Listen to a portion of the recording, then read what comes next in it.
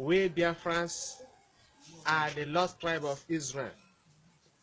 I'm here to tell you the true origin of the Biafrans, which is the Igbos. Let me begin according to Genesis 29 verse 30. Jacob had 12 sons, namely Reuben, Simeon, Levi, Judah, Dan, Naphtali, Gad, Asher, Issachar, Zebulun, Joseph, and Benjamin. Gad was the seventh son of Jacob. According to Genesis 46 verse 16, Gad has 7 sons, namely Haggai, Zephon, Shuni, Esbon, Eri, Arodi, and Areri. Sometime in the Middle East, famine struck, and Jacob moved with his family and other 70 relations to Egypt.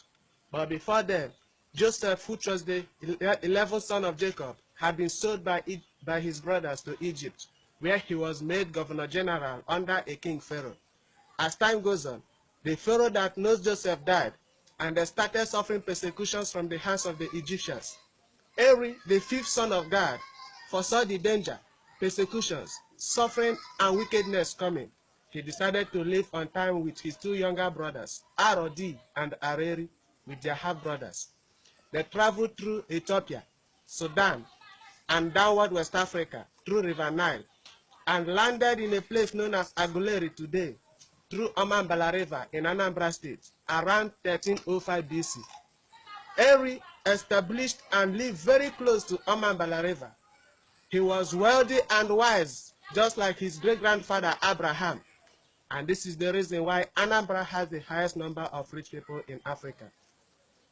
Eri gave birth to 5 sons, namely Agolo, Ata, Oba, Hebrew, and Mary. Agolo, as the first son of Eri, stayed back and established Aguleri in Anambra State. Ata moved upward north and established Igala Kingdom, and this is the reason why their overall chief is known as Ata of Igala in Kogi State. Oba left and founded Oba Kingdom in Anambra State.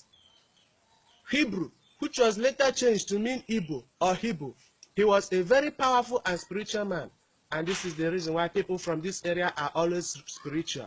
He left and founded Igbo Etiti, Igbo Adagbe, and Igbo Eze within Nsukka and part of Anambra State. Mary left and founded Agukunri, Nri Kingdom. Arodi, which is the 6th son of God, left and founded Arochukwu, very industrious, good at art and craft. Example, Abangwa people of Aba. Arodi gave birth to Nembe, Ngwa, Ogoni, Abakaliki, Afikpo, Aro Aket Ekpene, which is Akwa Ibom, Aro Eche, which is River State, and Aro Ndizogu.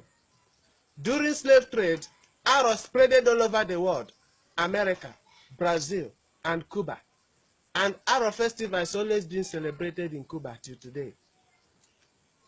Areri, which is the 7th son of God, was a man with a lot of wisdom. The native tongue of his descendant is what you have today as Central Igbo. People from this area has the highest number of graduates and professors in Igbo land.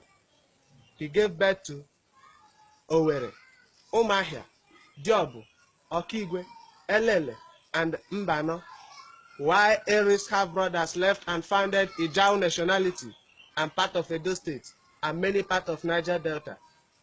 Evidence and similarities. Now, to verify some of those things I have mentioned above, go to Aguleri. There is a particular house known as Obogad. That is House of God. This Obogad in honor of their father Gad, the 7th son of Israel. Remember, Gad was the 7th son of Jacob. Go to Genesis 29 verse 30. And Gad has 7 sons, of which the last 3 were Eri, Arodi, and Areri, with their half-brothers that left Egypt to downward West Africa. Go to Genesis 46 verse 16. This Obogad was the first house to be built in Igbo land, and this is the reason why every man in Igbo land always built a place in his house known as Obi or Obo, in honor of his father, and many for relaxation. And in the olden days, there's always a family shrine or little oracle, and they worshipped oracle then because their father left Egypt before God gave the 10 commandments to Moses for the Israelites, of which one of the 10 commandments is against idol worshiping. Even though modern day Igbos built Obi or Obo as outside bar without any shrine, while some Christians don't build Obi anymore because of their belief. This can also be called Eri Temple. This Obo god also serves as a concentration place for royal fathers, which have direct route to Eri.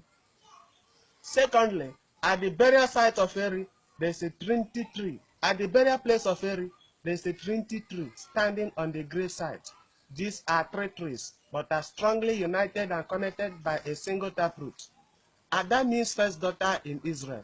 Go to Genesis chapter 4, verse 19 and 20, and it means the same thing in Igbo language. When an Igbo man is making opinion in public gathering, he will shout Igbo Queen, and the people will respond by saying Yah. Yah is a short form of Yahweh. Yahweh is the name of Jewish God. The Israelites manufacture 80% of world weapons and 70% of USA weapons, just like the Igbos manufacture 80% of the weapons used during Biafran War, of which no African nation had ever done.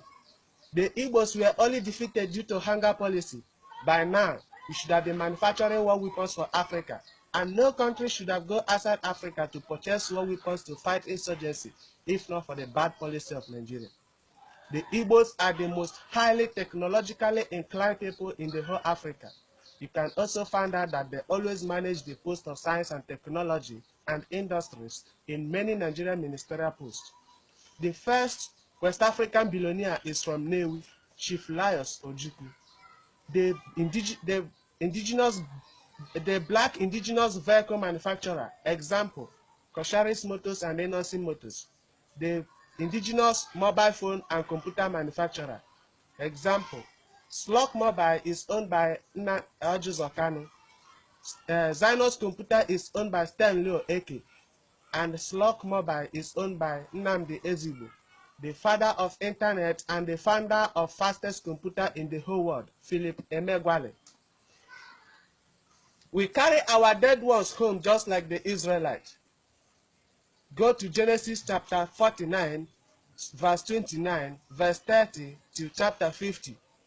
Just like the Israelites, we are ruled or led by elders and priests.